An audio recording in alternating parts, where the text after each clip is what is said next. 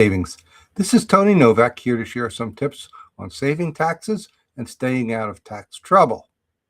Today's episode is more of a reflection, perhaps a reflection on my work as much as the taxpayers, but I'm finishing up work on a young single man, under 30 at the time, who had a good salary, W-2, but nothing else complicated in his tax world. No home, no investment accounts, no side business, just one single W-2. And I have said on this show many times that a person with a simple tax return should not need to go to a tax professional, certainly should not need an experienced senior level CPA to handle their affairs. But in this case, this young man, I just finished up work on 4 tax penalties over a 2-year period, 2 of them by the state, 2 of them by the federal government, that totaled $15,000. Now, this young guy in those years had a high salary, and $15,000 wouldn't have broken him. He would have said, life lesson, learning experience.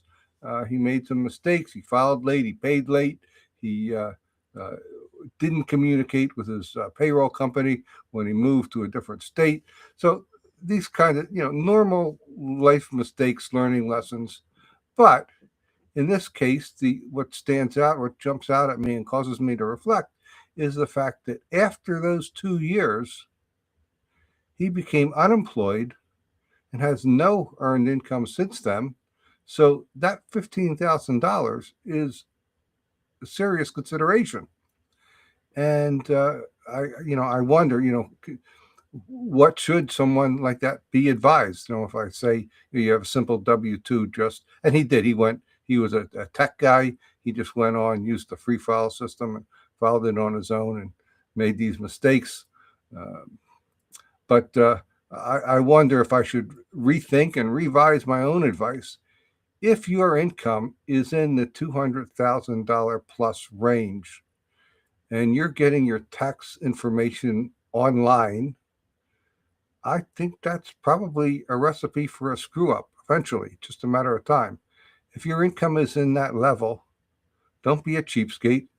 Talk to somebody good, get good professional advice, whether it's legal or accounting or otherwise.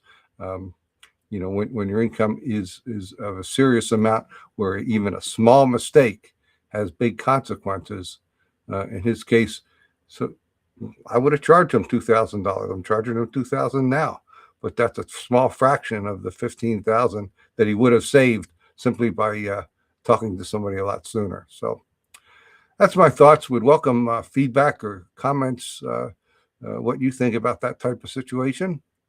Or if you want to talk about your own situation, that's easy to do. Find me at the website taxproblems.cpa that has my contact information. And I'll be back tomorrow with another Tax Savings Minute.